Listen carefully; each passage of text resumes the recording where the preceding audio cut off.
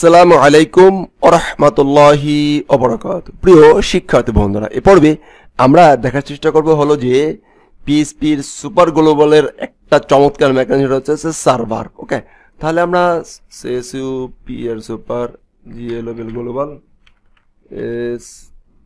SERVR server dot PHP এটা নিয়ে আমরা আলোচনা করার চেষ্টা করব। তো এটা খুবই গুরুত্বপূর্ণ। এটা দিয়ে আমরা বড় বড় প্রবলেম সলভ করতে চেষ্টা করব। যেমন আমরা এখন হলো যে কোন আইপি অ্যাড্রেস ব্যবহার করতেছি, কোন সার্ভার অ্যাড্রেস ব্যবহার করতেছি, আইপি অ্যাড্রেস, একটা হোস্টের আইপি অ্যাড্রেস লাগবে। আমি কোন সার্ভারের অ্যাড্রেস কোন সার্ভার আমি ব্যবহার করতেছি সেটা জানার জন্য আমাদেরকে যেটা ব্যবহার করতে $_সার্ভার লিখবো, সার্ভারের ভিতরে একটা অ্যারে সাইন দেবো এবং কি লিখবো হচ্ছে সার্ভার অ্যাড্রেস, বড় হাতের SERVER server _ADDR address, server অ্যাড্রেসটা আমরা পেয়ে যাব।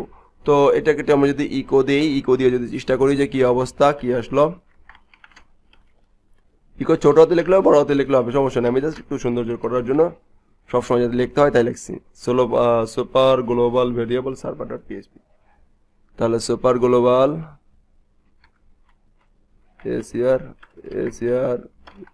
সার্ভার, দেখেন সার্ভার আইপি অ্যাড্রেস চলে আসছে আমার এখানে। আইপি অ্যাড্রেস কিন্তু লোকালে অন থাকে, লোকালে আইপি অ্যাড্রেসটা অন থাকে।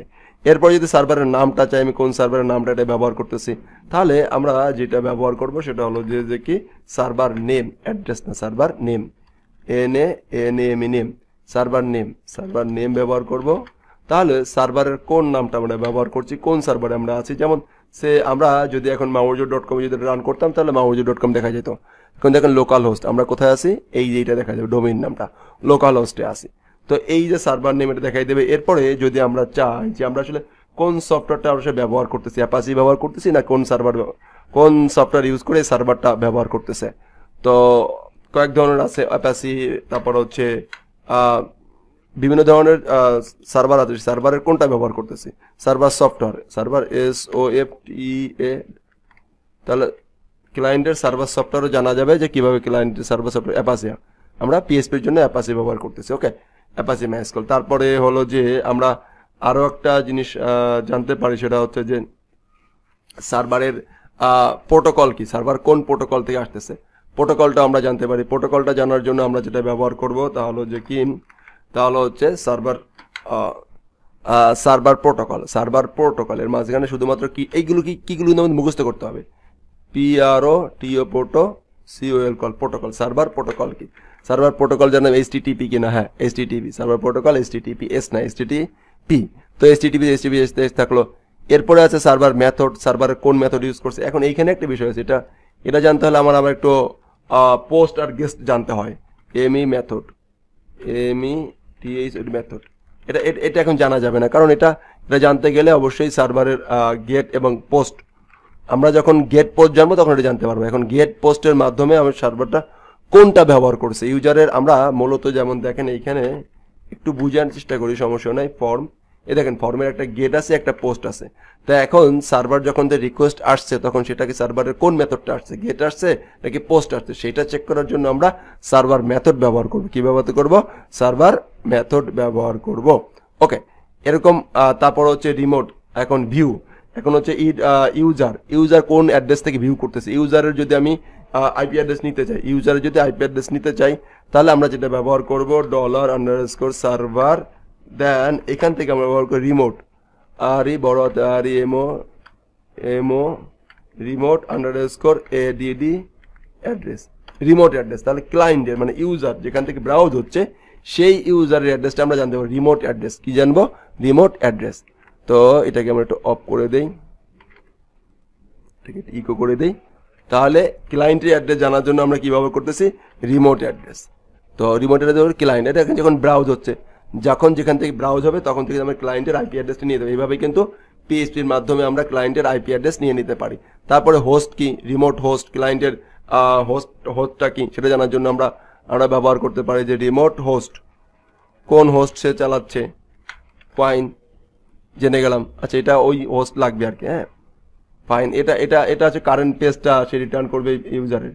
তো ইউজার তো এখন নাই, ইউজার রিমোট, তারপর হচ্ছে কোন পোর্টে সে চালাচ্ছে এটাও জানা যেতে পারবে, রিমোট পিওআরটি পোর্ট, এরকম অনেক মেথড আছে সার্ভারের মাধ্যমে। তো মোটামুটি আমরা যেমন হলো যে সার্ভারের আচ্ছা এইটা খুবই গুরুত্বপূর্ণ ছিল, অ্যাড্রেসটা আইপি অ্যাড্রেসটা আমাদের লাগবে ভিউর সেটা হলো যে কারেন্টের যে ব্যক্তি হলো যে আমাদের ডাটা ভিউ করতেছে তার অ্যাড্রেসটা আমাদের দরকার হতে পারে। ওকে, সেটা রেখে দিলাম যে রিমোট অ্যাড্রেস এবং রিমোট পোর্ট, কোন পোর্ট থেকে সে রান করতেছে সেটাও আমরা জানতে পারবো। তাহলে এখানে যদি পোর্ট নম্বর সেই 80 নম্বর পোর্ট থেকে রান হচ্ছে। এখন যেহেতু আমাদের 80 নম্বর পোর্ট, এখানে দেখেন সার্ভারের পোর্ট নম্বর হচ্ছে 80, কত নম্বর 80 নম্বর পোর্ট। এখন ইউজার যে ভিউ করতেছে সে কত নম্বর পোর্ট থেকে ভিউ করতেছে সেটা আমরা জানতে পারবো স্যার। ওকে, রিমোট পোর্ট এটা হচ্ছে ইউজারের, এটা হচ্ছে সার্ভারের পোর্ট। এবার আর যদি ইউজারের পোর্ট চাই তাহলে রিমোট পোর্ট লিখবো, কি লিখবো? রিমোট পোর্ট লিখবো। এখানেও রিমোট পোর্ট 80 আসবে, কারণ আমি তো ব্রাউজ করতেছি, ভিউ চেঞ্জ হচ্ছে। সার্ভার পোর্ট হচ্ছে ভিউ হচ্ছে কিন্তু 587 ভিউ হচ্ছে। ওকে, এই যে সার্ভার পোর্ট আর রিমোট পোর্ট হলো কিন্তু আলাদা জিনিস। Okay fine. এরপরে আমরা মোটামুটি সার্ভার পোর্টও জানলাম। তো সার্ভার পোর্ট দেখলাম, স্ক্রিপ্ট নেম, আমাদের কোন স্ক্রিপ্ট ব্যবহার করতেছি স্ক্রিপ্টের নামও জানা যেতে পারে। ওকে, সেটা কিভাবে ইকো $_server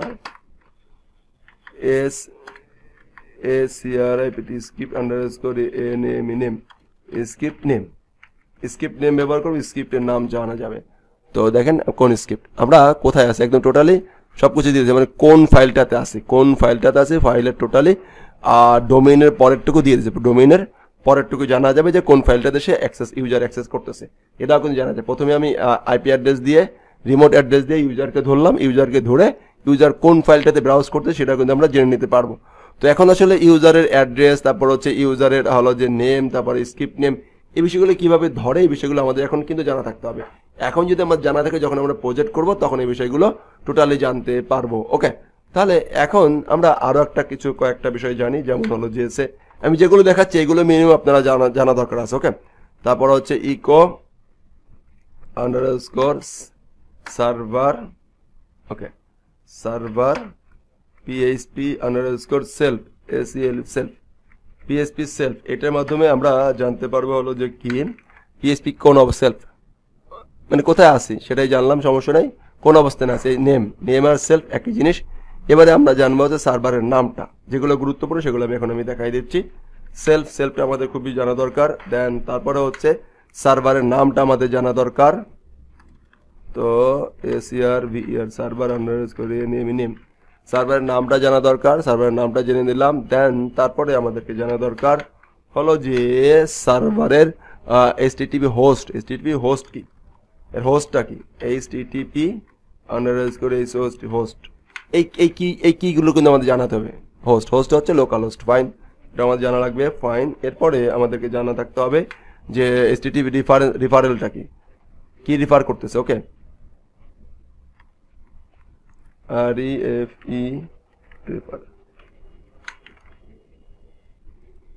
ফাইন, এটা পরবর্তীতে অ্যাসাইন করা হবে, সমস্যা নেই, এটা জেনে রাখেন, রেফারেল করা যেতে পারে। দেন তারপরে আমাদেরকে আর একটা হচ্ছে ইউজার HTTP এজেন্ট, এটা একটু পরে দেখা যাবে, সমস্যা নাই, দেখাচ্ছি। এগুলো মুখস্থ থাকতে। ওকে, ইউজার এজেন্ট যদি আমরা দেই তাহলে ইউজার এজেন্ট, সমস্যা নেই, আরে ডিফাইন একটু পরে হবে। ওকে, যখন আমরা ফর্ম সাবমিট করবো তখন এগুলো কাজ করবে। ফাইন, এরপরে আমরা আর একটা স্ক্রিপ্ট নেম তো জানলামই, স্ক্রিপ্টের নাম। তাহলে এই মোটামুটি এখন এগুলো কাজ করা গেছে, আর কিছু কাজ আমরা পরে দেখাবো, কিছু কাজ আমাদেরকে ডাটা ডিফাইন করা হচ্ছে না, এই এরর দিচ্ছে, এটা আমরা পরে এটা সলভ করবো, সমস্যা নেই। যে বিষয়গুলো দেখানোর চেষ্টা করলাম তার মেইন বিষয় হলো যে $_serve দিয়ে আমরা নিজস্ব ওই কিওয়ার্ডের বা ওই সার্ভারের অনেক ইনফরমেশন আমরা নিয়ে নিতে পারতেছি। তাহলে যেগুলো নিয়ে নিতে পারতেছি সেগুলো এখন প্র্যাকটিস করি, আর যেগুলো পারতেছি না সেগুলো একটু পরে আমরা প্র্যাকটিস করার চেষ্টা করবো। যেমন হলো যে এরপরের পার্টে দেখবো হচ্ছে রিকোয়েস্টের মাধ্যমে আমরা ডাটা সাবমিট করতে পারি। ওকে, সেই ডাটা সাবমিট কিভাবে করব, ওকে সেটাও আমরা দেখি, যেমন মেথডের মাধ্যমে, ওকে পোস্টের মাধ্যমে। হ্যাঁ, এবার আমরা মোটামুটি আর একটা জিনিস জানতে পারবো যে রিকোয়েস্টের মাধ্যমে কিভাবে আমরা নিব। এখন দেখেন এই রিকোয়েস্টের মাধ্যমে কিভাবে নিব, আর হলো যে ডাটা সেলফ দিয়ে কি করবে, সার্ভার সেলফ দিয়ে কি করবে, এই বিষয়গুলো একটু কনফিউশন ছিল, তাই না? যেমন এই বিষয়গুলো কনফিউশন দূর করার জন্য আমাদেরকে এই কাজটি করতে হবে, সেটা হলো যে আমরা একটা ফর্ম যদি নেই, ফর্ম নিলাম, রাইট? এখন এই ফর্মের অ্যাকশন, যখন আমরা ডাটাগুলোকে রিকোয়েস্ট থেকে নিতে চাবো তখন আমাদেরকে রিকোয়েস্ট $_ দিয়ে ডাটা ধরতে যাব সেম ফর্মের ভিতরে, মানে এই ফর্মের ভিতরেই, এইখানেই ডাটা ধরবো। তো সমস্যা নেই, নেক্সট পার্টে আমি এই PHP সেল, তারপর PHP সার্ভার, রিকোয়েস্ট, এই বিষয়গুলো ইনশাআল্লাহ ক্লিয়ার হয়ে যাবে। রিকোয়েস্ট মেথড, হ্যাঁ, এই বিষয়গুলো দেখবেন আপনাদের মাথাটা ক্লিয়ার হয়ে গেছে ইনশাআল্লাহ। ওকে, ঠিক আছে, ধন্যবাদ। তো এগুলো শুধু মুখস্থ করে রাখেন যে কোনটায় কি কাজ করে, কতগুলো কিওয়ার্ড আছে সার্ভারের, এটা ডিপেন্ড করে পরবর্তীতে আমরা জানবো। যে বিষয়গুলো দেখতে পারলাম তো গুড, যেগুলো দেখতে পারলাম না নেক্সট পার্টে সবগুলো আমরা আস্তে আস্তে করে এক্সাম্পল হিসেবে দেখতে পারবো। কারণ দেখেন, এখন দেখেন PHP সেলফের এক্সাম্পল বুঝতে গেলে আমাদেরকে দরকার হবে হলো যে একটা রিকোয়েস্ট জানা দরকার হবে। তারপরে আমাদের যে মেথড দরকার হতে লাগে, সার্ভার মেথড, এটা জানতে গেলে আমাদেরকে দরকার হবে যে একটা ফর্ম সাবমিট করতে হবে। তো একটার সাথে একটা ডিপেন্ডেন্সি, সেটা যেগুলো আমরা জানতে পারলাম সেগুলো জেনে রাখবো, আর যেগুলো জানতে পারলাম না, আনডিফাইন কি বলছিল, সেগুলোকে আমরা পরবর্তীতে জেনে নেব ইনশাআল্লাহ। ওকে, ধন্যবাদ। আসসালামু আলাইকুম ওয়া রাহমাতুল্লাহি ওয়া বারাকাতুহু।